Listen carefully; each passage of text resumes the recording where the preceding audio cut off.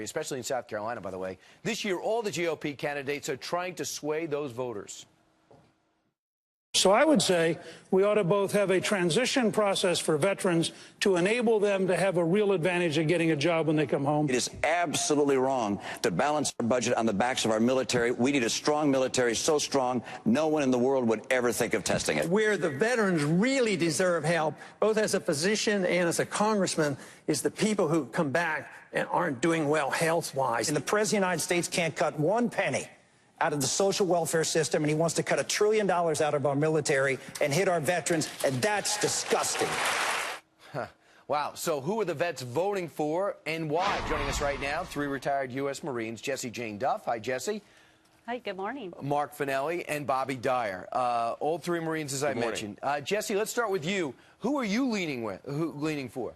I am supporting Mitt Romney. He is the only proven candidate to have a record in both private enterprise and in government in creating jobs, and it's outstanding to me that he has created over 120,000 jobs.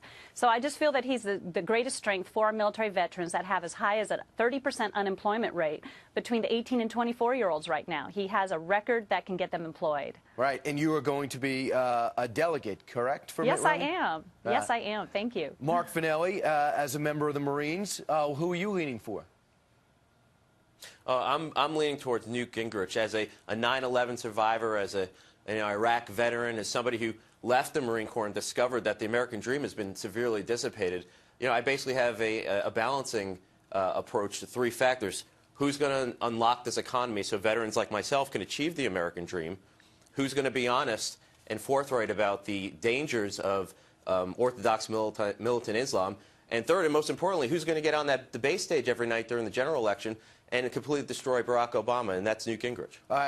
Bobby Dyer, out of Virginia Beach, where do you weigh in? Hey, good morning from Virginia Beach. I'll tell you, I love Rick Santorum's passion and compassion, and what I really enjoy about the guy is that he's a conservative, and he has by far, I think, the best chance to win. But that being said, we got to realize we got to take it beyond the election. He's going to be the commander-in-chief. He's going to be leading this country, and gracious knows we need leadership these days. Hey, and I am scared to... Go ahead, I'm sorry. No, finish your thought. Yeah, I'm scared to death about these military cuts. They want to cut the Marines, my Marine Corps, by 20,000.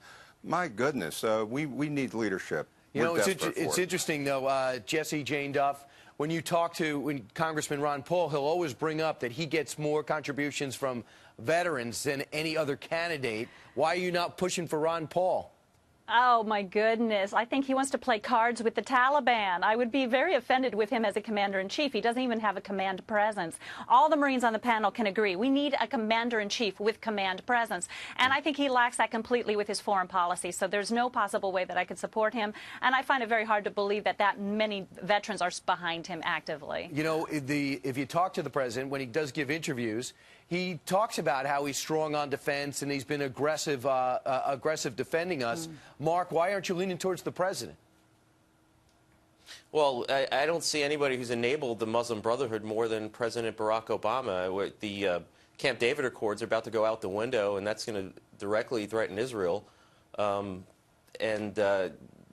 know, this is not a man who understands what's going to protect this nation. He's just not a strong leader when it comes to foreign policy. Sure, there have been extensions of the Bush doctrine that he's been benefited from, but on his own, no, this is not a leader for Bobby, finally, there are 8 military bases in South Carolina, over 400,000 men serving active and retired. What's your message to them come Saturday?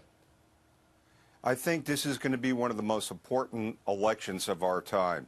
And I think Santorum has the temperament. I think he has the passion. He served for 8 years on the Armed Forces Committee.